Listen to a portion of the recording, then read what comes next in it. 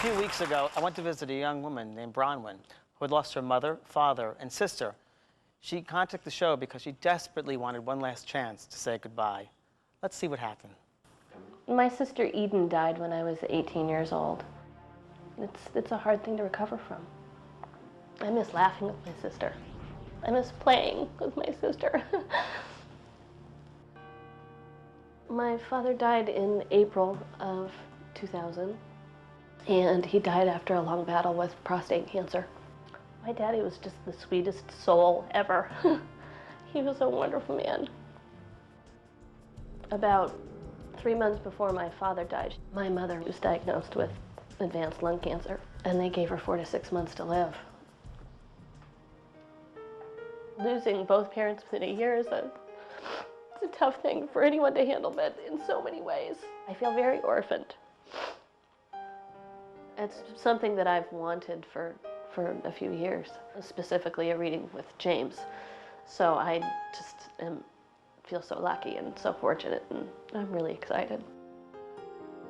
I've been told that a woman named Bronwin has lost her sister and both parents. She feels alone and hopes to connect with them to find some peace. It's nice to meet you. Nice and I've to never meet met you you before. No. Okay. I feel so honored. Well, thank you. So let me quickly just start with this. Did you keep someone's hair? Yes. A lock of the hair? Yes. And you have it? Yes. And is it an envelope or Yes. something? Is it your dad's lock of hair? It is my daddy's lock of hair.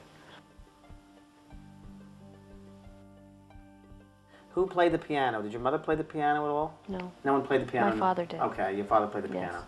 I will tell you like this, your father's in and out of it before he passes over. Yes. It's like a coma, semi-coma, in and out of it. And people are holding him and keep on talking to him. And he wants him to tell you that he knew, he knew that you were there. You understand?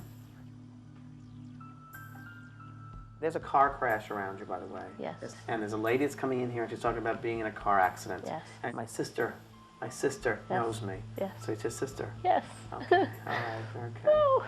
Yeah, she's here, she's here. She said you were wishing her to be here today. Yes. Hey, girl. We shared a lot of things together, she said. You and your sister shared a lot of things together. Yes, we did. I tell you, your mother's around you in the kitchen all the time. There's a lady who's, your mother's talking to me about a lady who's left behind. And I feel it's either a neighbor or a friend of your mother's who helped her when she was sick, and she's telling me that she's still down here. I don't know if her name was Marie or Mary. Mary. Mary, thank you. Yeah. She wants to give love to her. Okay. Okay? Yeah. Lights. Lights. You've been seeing our lights. They said you've been seeing our lights around you. Okay. Okay, you understand that? Yes. When you've been around by yourself, it's like Yes. these lights go right by you? Yes. Understand that? Yeah, absolutely. Because they're screaming, you see our lights, you see our lights, you see our lights. Cool. I understand. Did your mother and dad have a house in the mountains? They did. You know, it's a true family feeling there. Yes. And when you think of your family in spirit, they want you to think of the time in that house in the mountains. Because that's the happiest time of your lives. Together. Okay?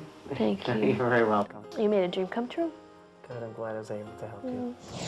Wow, I'm just reeling. It was amazing. They said you've been seeing our lights around you. Oftentimes at night in my bedroom, I have been seeing lights off into the other room, and I have wondered, I even say, is that you guys? Is that you guys? Did you keep someone's hair? There's a lock of my dad's hair in an envelope in my dining room. Your mother's talking to me about a lady who's left behind. I don't know if her name was Marie or Mary. Mary was a gardener, and my mom spent 20 years gardening this huge plot of land, and Mary was able to take over the garden, so Mary's very important to her. Did your mother and dad have a house in the mountains? My parents had a home in Colorado that they spent the summers in. We had many wonderful times in that house. When my father was dying, and he was in a coma at the very end, and I said all my goodbyes to him and told him how much I loved him and that he needed to go and be with my sister. And he couldn't answer, but he had tears coming out of his eyes. So I know that he heard me. And that was confirmed today with James.